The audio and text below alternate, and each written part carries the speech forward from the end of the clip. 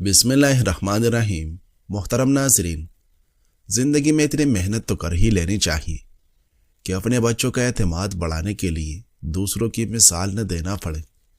جب آپ اچانک کسی ایسے شخص میں بدل جائیں جو کسی پر کوئی الزام نہ لگائیں، بے فائدہ گفتگو سے گریز کریں، چھوڑ کر جانے والوں کو پرسکون نظروں سے دیکھیں اور آنے والے مشکلات کا ایک پراسرار خاموشی سے استقبال کریں، تو جان لے کہ اب آپ اندر سے مضبوط ہو چکے ہیں اور یہ مقام بہت کم لوگوں کو ملتا ہے۔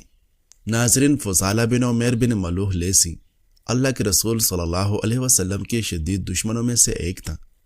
جب آپ صلی اللہ علیہ وسلم فتح مکرمہ کے موقع پر مکہ مکرمہ میں مقیم تھے تو فضالہ نے بظاہر اسلام قبول کر لیا، مگر یہ شخص دل میں اللہ کے رسول صلی اللہ علیہ وسلم کے ساتھ شدید بغض اور عناد رکھتا تھا۔ اس نے پروگرام بنائے کہ اسے جب بھی موقع ملا اللہ کے رسول صلی اللہ علیہ وسلم کو قتل کر دیں گے۔ اللہ کے رسول صلی اللہ علیہ وسلم کے قتل کا منصوبہ کوئی معمولی کام نہ تھا۔ فضالہ کو خوب معلوم تھا کہ اللہ کے رسول صلی اللہ علیہ وسلم کے ساتھ 10,000 کا لشکر ہے۔ اگر وہ خدا نخواستہ اپنے اس ناپاک منصوبے میں کامیاب ہو جاتا ہے تو بھی اس کے بچنے کی کوئی صورت نہیں۔ اسے فوراً ہی گرفتار کر کے قتل کر دیا جائے گا، مگر حسد اور عناد ایسی بری لعنتیں ہیں کہ جو انسان کو دیوانہ بنا دیتی ہیں، اس کے سوچنے اور سمجھنے کی صلاحیتوں کو مفلوج کر کے رکھ دیتی ہیں اور وہ عاقبت ناندیش ہو کر غلط کام کر بیٹھتا ہے۔ فضالہ نے سوچا کہ اگر اس کے ناپاک عزائم کی تکمیل کے بعد اسے قتل بھی کر دیا جائے تو کوئی حرج نہیں، مگر اس منصوبے پر عمل ضروری ہونا چاہیے۔ اس نے اور فکر شروع کیا کہ وہ کس وقت اللہ کے رسول صلی اللہ علیہ وسلم پر حملہ اور ہو سکتا ہے۔ شیطانی فکر نے اس کے ذہن میں ڈالا کہ جب اللہ کے رسول صلی اللہ علیہ وسلم طواف کر رہے ہوں تو یہ اس کام کے لیے بہترین موقع ہو سکتا ہے۔ آپ صلی اللہ علیہ وسلم بالکل اکیلے ہوگی، ارد گرد اگر کچھ لوگ ہوئے بھی تو وہ زیادہ نہیں ہوگی۔ اس نے تلوار کو اپنے کفڑوں میں چھپایا اور اس وقت کا انتظار کرنے لگا جب اللہ کے رسول صلی اللہ علیہ وسلم طواف کر رہے ہوں۔ ایک دن فضالہ کو موقع میسر آ گئے۔ اس نے دیکھا کہ اللہ کے رسول صلی اللہ علیہ وسلم طواف کر رہے ہیں۔ اس نے بھی طواف کرنا شروع کر دی۔ وہ موقع کی تلاش میں تھا کہ کب آپ پر حملہ کریں۔ طواف کے دوران وہ آپ صلی اللہ علیہ وسلم کے قریب ہوا۔ ادھر اللہ رب العزت کا فیصلہ تھا کہ اپنے حبیب صلی اللہ علیہ وسلم کو لوگوں سے بچانا ہے۔ اللہ تعالیٰ نے فوری طور پر بذریعہ وحی اپنے رسول صلی اللہ علیہ وسلم کو فضالہ کے ناپاک ارادے کی خبر دے دی۔ آپ صلی اللہ علیہ وسلم چاہتے تو اسے فوراً گرفتار کروا دیتے۔ آلہ قتل تو اس کے کفڑوں میں چھپا ہوا تھا، مگر یہاں رحمت ہی رحمت ہے، اپنی امت کے ساتھ خیر بلائی اور معافی ہے۔ فضالہ آپ صلی اللہ علیہ وسلم کے قریب سے گزر رہا تھا۔ اللہ کے رسول صلی اللہ علیہ وسلم نے اسے مخاطب کیا اور فرمایا، کیا تم فضالہ ہو؟ کہنے لگا، اللہ کے رسول، ہاں میں فضالہ ہوں۔ پھر آپ صلی اللہ علیہ وسلم نے صرف اتنا فرمایا، ماذا کنت تحدث به نفسک، تم اپنے دل میں کیا بات سوچ رہے تھے؟ فضالہ کہنے لگا، کچھ نہیں، میں تو اللہ تعالیٰ کا ذکر کر رہا تھا۔ اللہ کے رسول صلی اللہ علیہ وسلم نے فضالہ کی بات سن کر ہنس پڑا، فرمایا، استغفر اللہ، فضالہ اللہ سے استغفار کرو، اور ساتھ ہی اپنا دست مبارک اس کے سینے پر رکھ دیا۔ فضالہ کا دل پرسکون اور سازشی خیالات سے پاک ہو گیا۔ فضالہ کہتے ہیں کہ اللہ کی قسم، آپ صلی اللہ علیہ وسلم نے اپنا دست مبارک میرے سینے سے اٹھایا ہی تھا کہ اللہ تعالیٰ کی ساری مخلوق میں میرے لیے آپ صلی اللہ علیہ وسلم سے زیادہ محبوب کوئی نہ رہا۔ ایمان لانے کے بعد جب فضالہ حرم پاک سے اپنے اہل و عیال کی طرف واپس جا رہا تھا تو راستے میں اس کی پرانی محبوبہ کڑی تھی۔ اس نے روک لیا، کہنے لگی، آؤ چند لمحے میرے پاس گزارو، مگر اب وہ یہ فضالہ نہیں رہا۔ اس کا تزکیہ نفس ہو چکا ہے، دل کی کیفیت بدل چکی ہے۔ اس نے کچھ اشعار پڑھے جن کا مفہوم یوں ہے، میری محبوبہ نے کہا، آؤ باتیں کرتے ہیں۔ میں نے کہا، نہیں، اللہ تعالیٰ اور اسلام مجھے ایسے کاموں سے منع کرتے ہیں۔ اگر تم محمد صلی اللہ علیہ وسلم اور آپ کی جماعت کو فتح مکہ مکرمہ کے موقع پر دیکھ لیتی جب بت ٹوٹ ٹوٹ کر گر رہے تھے تو دیکھ لیتی کہ اللہ تعالیٰ کا دین بالکل واضح ہو گیا ہے اور شرک کے چہرے پر تاریکی چھا گئی ہے۔ ناظرین، عورتیں 3 قسم کی ہیں جن کے فتنے میں مرد پڑ جاتے ہیں، یعنی ان سے محبت کر بیٹھتے ہیں۔ وہ خواتین جن کے فتنے میں متقی و پرہیزگار پڑ جاتے ہیں، وہ خواتین جن کے فتنے میں حبیث دل پڑ جاتے ہیں، عام خواتین۔ حدیث مبارکہ میں ہے، ما رأیت من ناقصات عقل و دین اذهب للب الرجل الحاظم من احداکن، میں نے تو تم خواتین سے زیادہ ناقص دین، ناقص عقل والی کوئی نہیں دیکھی جو مضبوط عقل والے مرد کی عقل نکال دے۔ یعنی خود ناقص العقل ہیں مگر بڑے بڑے عقل مند مردوں کی عقل نکال لیتی ہیں۔ مردوں کا خواتین کے فتنے میں پڑنا 3 وجہ سے ہوتا ہے۔ صفائی ستھرائی ہو جاتی ہے، یعنی اس مصیبت کی وجہ سے گناہوں سے صفائی ہو جاتی ہے، کیونکہ عشق ایک مصیبت ہے اور مسلمان پر آنے والی ہر مصیبت اگر وہ ہندف شانی اور بغیر گناہ کے سہے گا تو ثواب پائے گا۔ استدراج یعنی جہنم جانے کا راستہ بن جاتا ہے، کیونکہ کسی خاتون میں مبتلا ہو کر حرام کرے گا تو جہنم جائے گا۔ عقاب یعنی کسی گناہ کی سزا ملتی ہے، یا کسی ایسے شخص کو دیکھ کر عار اور شرم دلائی ہو جو عورتوں کے فتنے میں مبتلا تھا اور توبہ طائف ہو چکا تھا، کیونکہ حدیث مبارکہ میں ہے، من عیر اخاہ بذنب لم یمت حتی یعملہ، جو اپنے بھائی کو گناہ پر عار و شرم دلائے وہ اس وقت تک نہیں مرے گا جب تک خود اس گناہ میں مبتلا نہ ہو جائے۔ لہٰذا کسی بھی گناہ پر تفہیم کرے، نصیحت کرے، مگر شرم نہ دلائے، کیونکہ بندہ بشر ہے، طبیعت میں عصمت تو ہے ہی نہیں، گناہ ہو جانا بشری تقاضا ہے۔ ماہرین کا کہنا ہے کہ نوعمر بچوں میں موٹاپا ہائی بلڈ پریشر کی سب سے بڑی وجہ ہے۔ اس سے سوزش ہونے کے امکانات دگنی ہوتی ہیں، جس سے خون کی نالیوں کے مسائل پیدا ہو سکتے ہیں۔ اسی طرح زیادہ نمک اور پروسیس فوڈ غذاؤں کا زیادہ استعمال، خراب نیند اور دباؤ بھی کردار ادا کر رہے ہیں۔ روزانہ کافی کا 1 کپ پینے سے ان افراد کو فائدہ مل سکتا ہے جنہیں دل کے بے ترتیب دھڑکن کا مسئلہ درپیش ہے۔ ناظرین، ایک تازہ تحقیق میں بتایا گیا کہ روزانہ 1 سنگترا کھانے سے منہ، گلے اور معدے کے کینسر کے خطرات کم ہو سکتے ہیں۔ تحقیق کے مطابق روزانہ ترش پھل کھانے سے ہارٹ اٹیک کا خطرہ 19% تک کم ہو جاتا ہے۔ ماہرین کے مطابق سنگترا وٹامن اے، بی، سی اور ای سے بھرپور ہوتا ہے، جبکہ اس میں کیلشیم، میگنیشیم، پوٹاشیم، فاسفورس اور قدرتی شکر بھی وافر مقدار میں پائی جاتی ہیں۔ خصوصاً وٹامن سی ایک طاقتور اینٹی آکسیڈنٹ ہے جو جسم کو کئی بیماریوں سے بچانے میں اہم کردار ادا کرتا ہے۔ سنگترے میں موجود فائبر نظام ہاضمہ کو بہتر بناتا ہے، آنتوں کی حرکت تیز کرتا ہے۔ تحقیق کے مطابق سنگترے کا جوس پتے کی پتھری کے خطرے کو بھی کم کرتا ہے، کیونکہ یہ کولیسٹرول کو توڑ کر اسے بائل ایس میں تبدیل کرنے میں مدد دیتا ہے۔ اسی کے ساتھ سنگترے کے جوس میں پانی کی مقدار تقریباً 85% ہوتی ہے، جو جسم کو ہائیڈریٹ رکھنے میں اہم ہے۔ چونکہ انسانی جسم یہ وٹامن خود پیدا نہیں کر سکتا، اس لیے اسے خوراک کے ذریعے باقاعدگی سے حاصل کرنا ضروری ہے۔ ناظرین، ہر انسان پر خاندانی مزاج کا اثر ہوتا ہے۔ ایک عربی شخص اپنا قصہ بیان کرتا ہے کہ ایک مرتبہ میں سفر پر نکلا تو راستہ بھٹک کر ایک جنگل میں جان نکلا۔ اچانک میری نظر ایک جھونپڑی پر پڑی تو میں وہاں چلا آئے۔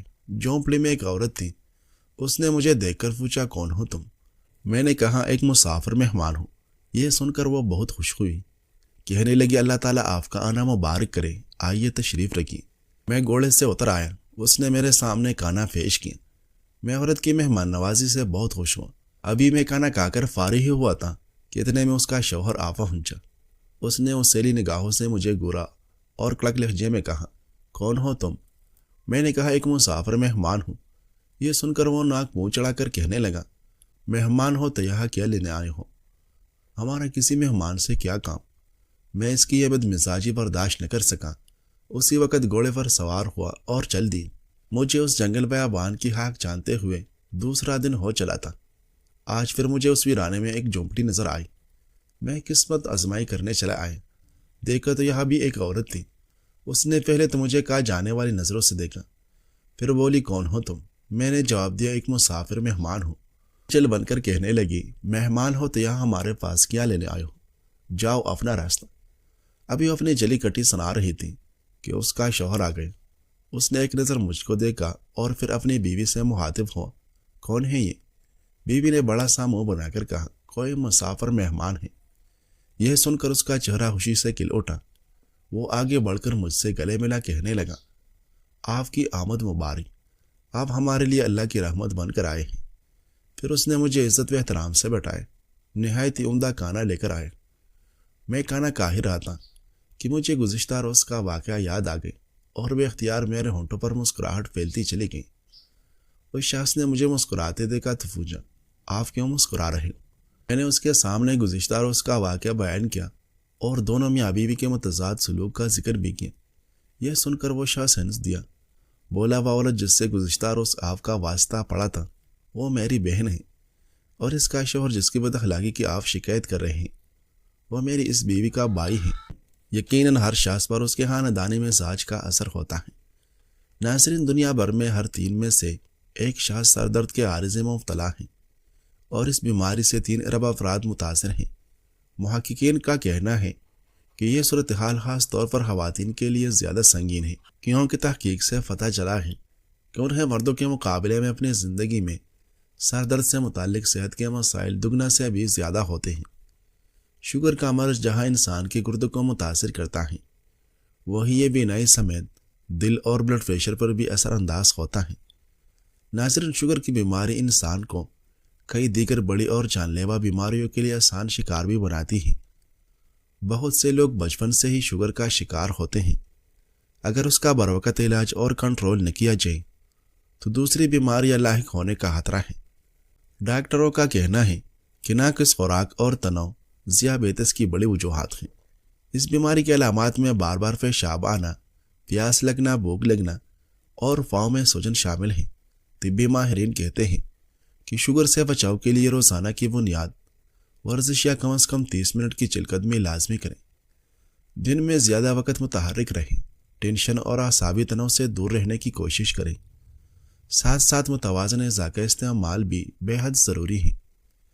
اگر آپ کو شوگر کا مسئلہ ہے تو آپ کو فاسٹ فوڈ اور تلی ہوئی اشیاء سے پرہیز کرنا چاہیے۔ شوگر کے مریضوں کو اپنے خوراک میں فائبر سے بھرپور پھل، سبزیاں اور اناج شامل کرنا چاہیے۔ دوپہر کے کھانے میں موسمی پھل کھائیں۔ دوپہر میں چاول کم اور پتوں والی سبزیاں زیادہ کھائیں۔ کبھی کبھار چکندر کو بھی خوراک میں شامل کرنا چاہیے۔ دن میں کم از کم ایک بار دال کو خوراک میں شامل کرنا چاہیے۔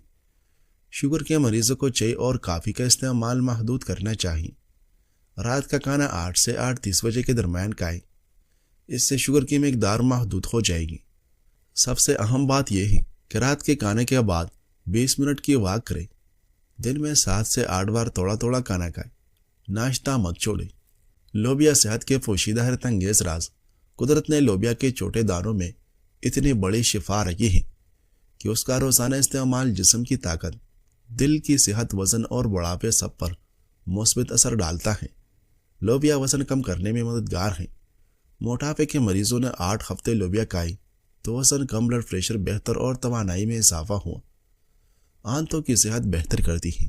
لوبیا میں فائبر ہوتا ہے جو ہاضمہ مضبوط، بیکٹیریا متوازن اور دوران خون کو بہتر کرتا ہے۔ کولیسٹرول کم کرتی ہے۔ روزانہ تھوڑی سی لوبیا نقصان دہ LDL کم کرتی ہے اور دل کے امراض کے خطرے کو 25% تک گھٹاتی ہے۔ ناظرین، بلڈ پریشر نارمل لگتا ہے۔ تحقیق کے مطابق لوبیا کا استعمال ہائی بلڈ پریشر کو کنٹرول میں رکھتا ہے، بڑھاپے کو کم کرتا ہے۔ لوبیا میں موجود ریورسٹول DNA کی حفاظت کرتا ہے اور عمر رسیدگی کے اثرات کم کرتا ہے۔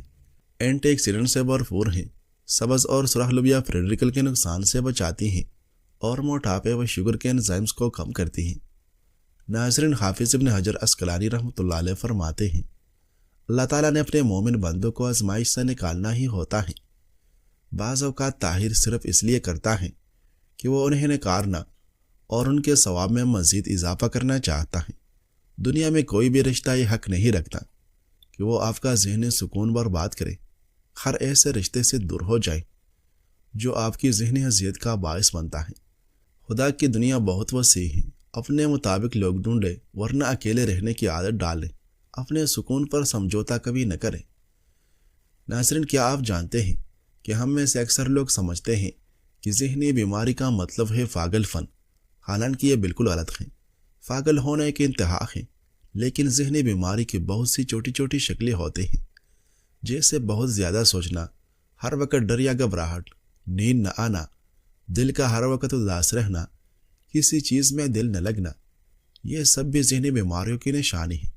نبی کریم صلی اللہ علیہ وسلم نے فرمایا، مومن مرد اور عورت کو جان، مال اور اولاد میں مسلسل آزمایا جاتا ہے، یہاں تک کہ وہ اللہ تعالیٰ سے اس حال میں ملاقات کرتا ہے کہ اس پر کوئی گناہ باقی نہیں ہوتا۔ ناظرین، جو خوشیاں لوگوں کو ملی وہ آپ کو نہیں ملی، لیکن جو عام لوگوں کو ملے وہ بھی تو آپ کو نہیں ملے۔ یاد رکھیں، موازنہ بے سکونی کا سبب بنتا ہے، اور شکر ادا کرنے میں ہی عافیت، برکت اور سکون ہے۔ اگر زندگی کی تلخیاں، پریشانیاں اور تکلیفیں آپ سے آپ کے اخلاقی مٹاس اور نرمی چھین لیں تو سمجھ لینا کہ آپ ہار گئے ہیں۔ اللہ کریم ہمیں اور ہمارے سب احباب کو سکون قلب و روح سے نوازیں۔